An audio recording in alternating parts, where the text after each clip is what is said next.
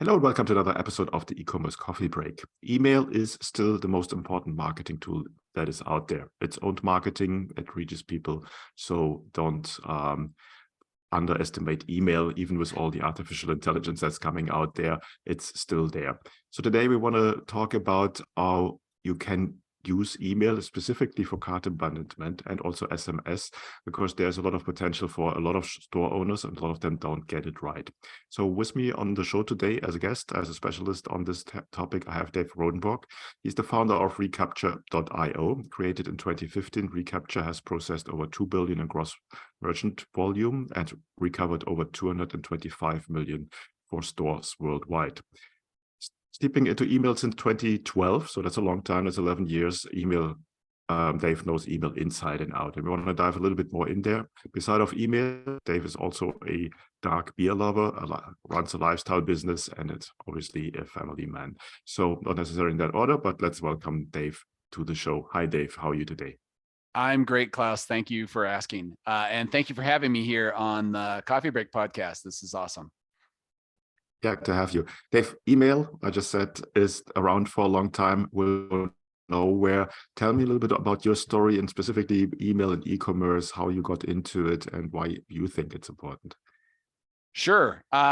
So like you said, I've been doing email marketing in one form or another since like 2012.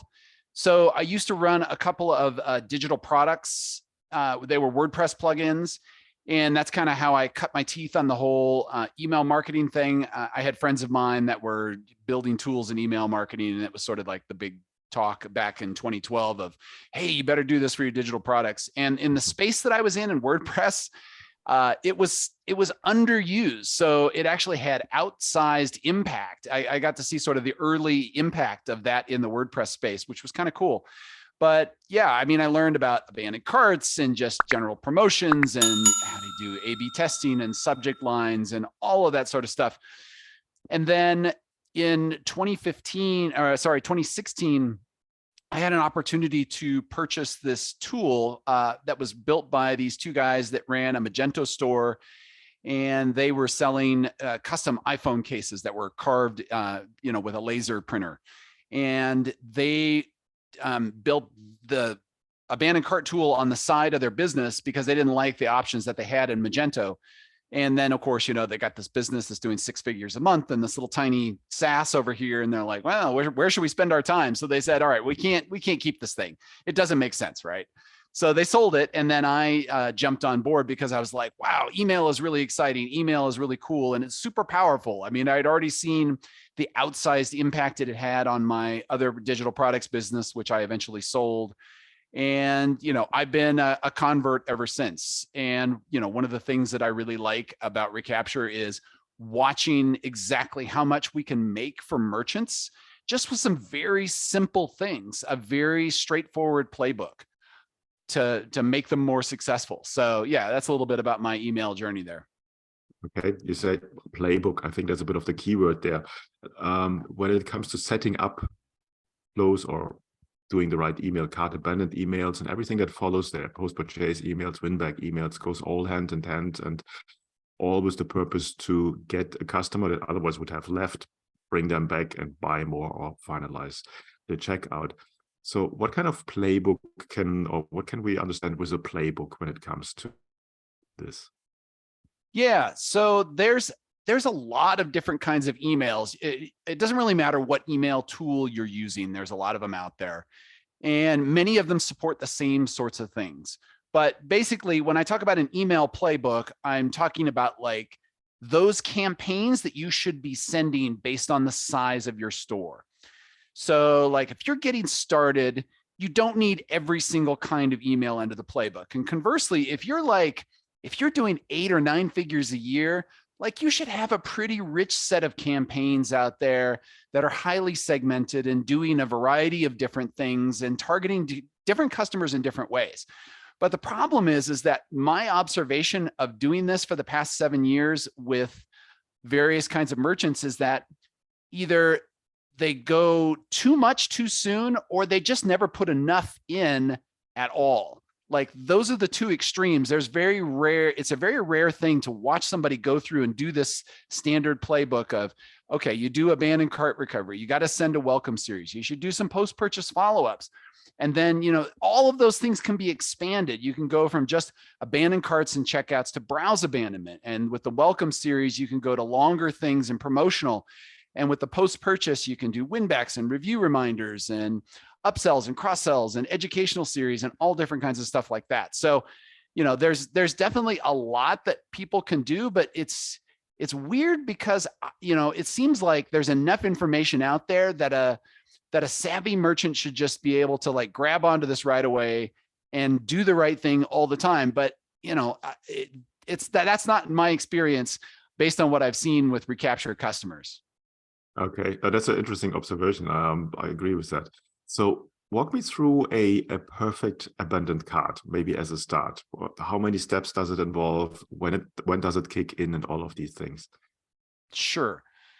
So of course, the golden answer here is it depends. But in the absence of any other data that you have, I would say that you kind of want to start with something that is pretty basic and gather some data to learn, because that's the only way you're ever going to know how your audience reacts. And ultimately, you have to connect with your customer in a way that is going to have an impact. And if you don't have any data, you're never going to figure that out. So starting with nothing, if you don't know anything about your audience, I would say at a minimum, you want to have 3 abandoned cart emails. And we do sort of a little mnemonic, and I call it RPC. So you use the first email to remind them. So that's the R. Then you use the second email to try to persuade them a little bit more. That's the P. And then you use the third email to close them. I have seen people do more emails than that. I've seen people go crazy and they've done like 8 sequence abandoned cart stuff, 5 sequence abandoned cart stuff. I see a lot of merchants that just go 1. I would never recommend 1 because the money is always in the follow-ups. But in terms of like the perfect ideal starting abandoned cart series, do at least 3, see how that goes. And in terms of the timing, again, you're going to have to figure this out. I'll tell you a story in a minute about a pet supply store that figured out some very specific timings that are going to break the rules I'm about to tell you. But so in terms of starting, the remind, you want to do that pretty quickly after they've abandoned the cart. So roughly about an hour is a good starting point if you don't know anything else. Then after that, the persuade email, which we usually like to put in things like social proof and testimonials and stuff that tries to convince the customer. That will send out like a day after. And then the one that's closing, this is where people should be putting a discount. And if you're going to discount at all, you don't have to discount, of course, and that is going to depend very much on your margins and a lot of other stuff that's going on with your store. But if you're going to do that, somewhere between 2 to 3 days up to maybe a week, kind of depends on your product, the urgency you have with it. Now, with that all said, like if you know your audience really, really well and you know the product that they're trying to get, like you can break all of these rules. So here's the example that I have for that. This guy ran a pet supply store. And what he ended up doing was he noticed that when customers put in this one antibiotic in their cart, it basically was signaling that they had a problem with their fish and it was extremely urgent. So he basically had a 10-minute reminder, and a 30-minute reminder, a 2-hour reminder, a 4-hour reminder, and an 8-hour reminder. And he went through this whole sequence, and he had like normally about you'll get about 10% boost in revenue from your abandoned carts. This guy saw a 36% boost in his revenue just doing this because he understood the urgency of that one purchase. He really targeted his audience super, super well. And so that was an extremely lucrative thing. But you have to know your audience to get to that point. So if you don't have any of the data, start with 3, do a rough timing. I use a little mnemonic with that is 1-1-1. So 1 hour, 1 day, 1 week. But again, you can tweak that a little bit to 1 hour, 1 day, 2-3 days, whatever. That's not as nice of a mnemonic, right? But something like that works extremely well. So gather data, learn about your audience, and then improve on your sequence. That's what's worked in abandoned carts. Okay, no, sounds great. I love that, the example that you gave. Now, a lot of merchants have experienced that. Obviously, customers have learned how e-commerce works. They know there might abandoned carts coming, and they're basically just waiting for the last email with the discount code. So I like that you mentioned this, like, don't necessarily put a discount code in there. Think about something else. Otherwise, we'll get the people that are just cheap. You don't necessarily want these as clients. Now, when it comes to A/B testing, is that you need to figure out who your customer is and obviously which product performs how. How do you recommend a perfect way to do A/B testing through the sequence, or even through the content of the text of your abandoned cart sequence? So A/B testing, so there's lots of things I can say about A/B testing. So one thing is, I don't think that people are bold enough with their A/B tests. People are doing really lame things. Like they'll be like, I'm going to change one word on the button, or I'm going to change the color of the button, or, I'm going to rearrange my subject, but I'm not going to make it radically different than the other subject. Like if you're going to do A/B tests, you really should test some bold stuff. I mean, it's fine to optimize if you really have been doing this a long time and you know that the sequence really performs well, and you just want to tweak it to get that absolute maximum out of there. That's okay. But the tests that I watch people do are just not extreme enough. Like if you're going to do it, like having two entirely different subject lines, one maybe is make it a little bit funny, or make it a little bit risque, or something that's going to stand out in the inbox. Like you have to take some chances with your A/B testing. That's the whole point of A/B testing, is to find out how your audience reacts. So again, know your audience, and you're going to be able to do that well. So, when I do A/B tests, I like to do big, bold things, and I'll try to change multiple things at a time. Maybe it's image creatives and the body copy and the preview text and the subject line all at the same time. So we have literally two radical different kinds of email, and then see which one kind of sticks with your audience. And I think you're going to see bigger changes in that. If you're just doing little teeny tiny changes, you're going to have a harder time seeing, oh, well, it might look a little bit different. But, with A/B testing, you get things like the novelty effect where, hey, it's just a little bit different. So your customers react to it just a little bit different. And ultimately they don't care. And in the end, it kind of reverts to the mean. So you don't get the kind of lift out of your A/B test that you really want or need. So, I would recommend that people go big and try bold things. The other thing is that I've noticed on A/B testing is that people don't run their tests long enough. There's a reason that we talk about statistical significance. On recapture, we've got it set so that, you can run the test based on a number of sends.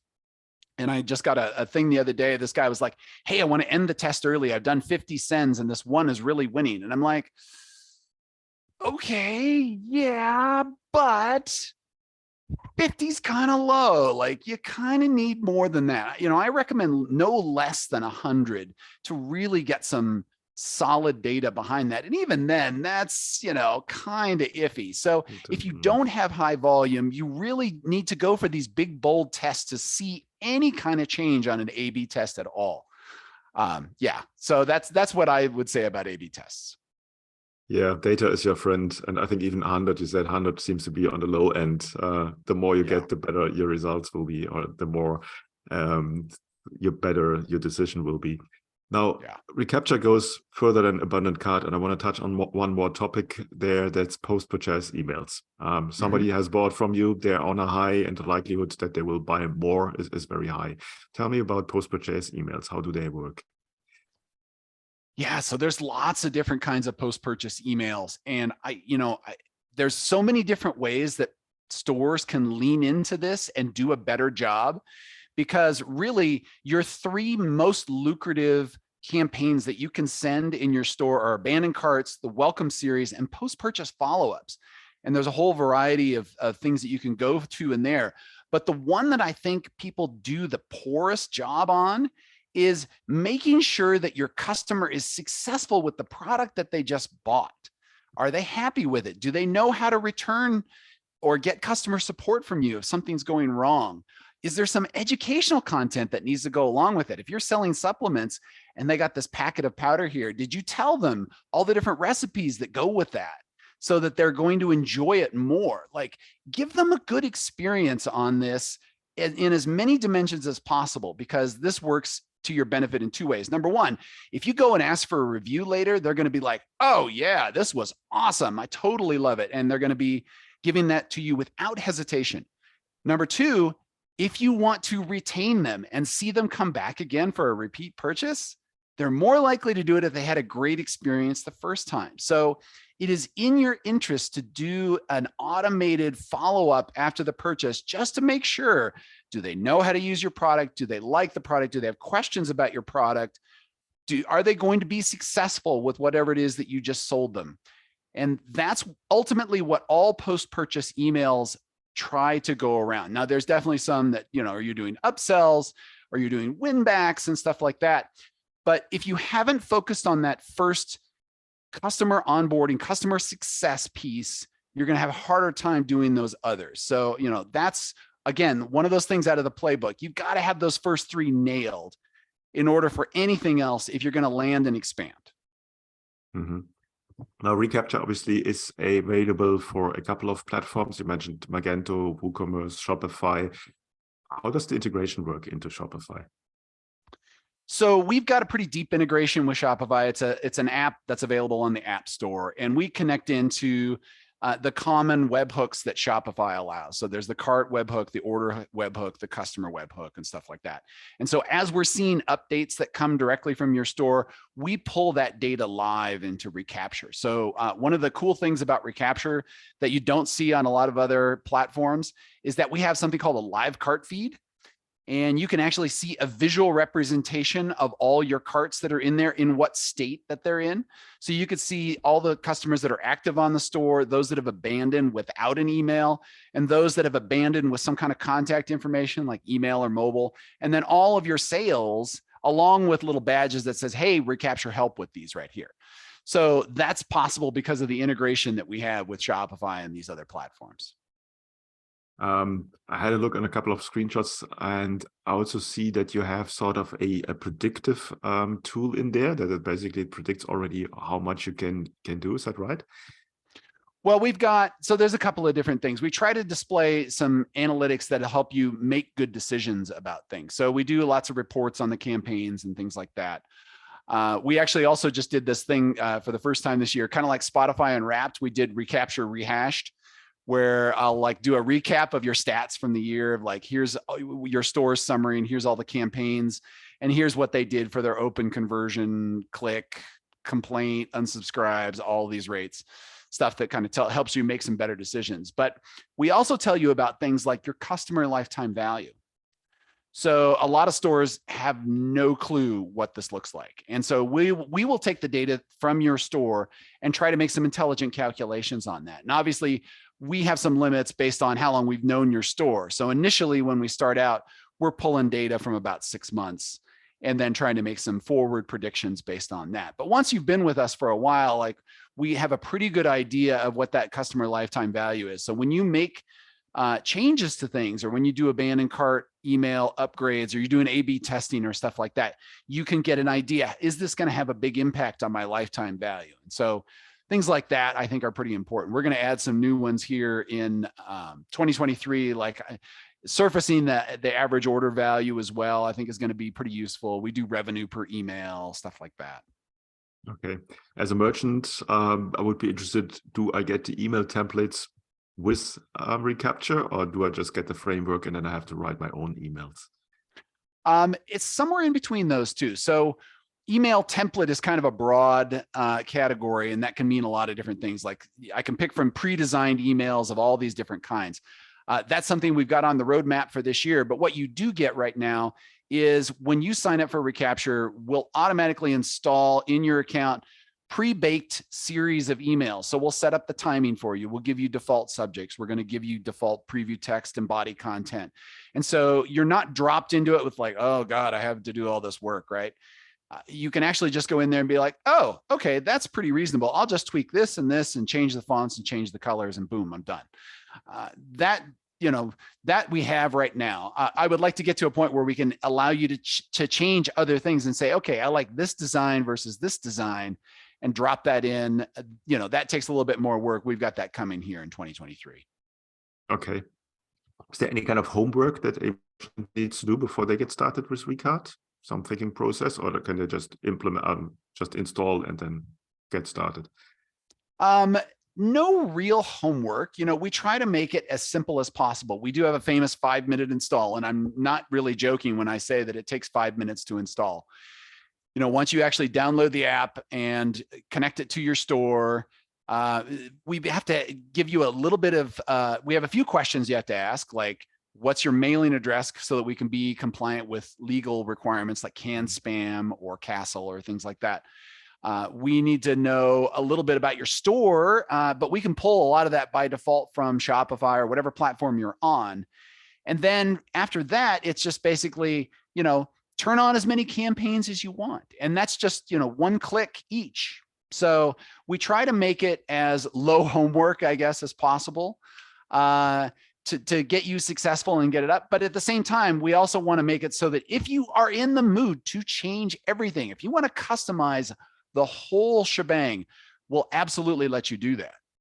But if you're also somebody who's like, I have no idea what to send for my abandoned cart emails, we give you that default content, and with a literal handful of clicks, you can get started right away and start collecting data, start learning about your audience, and figure out what is resonating and what is not.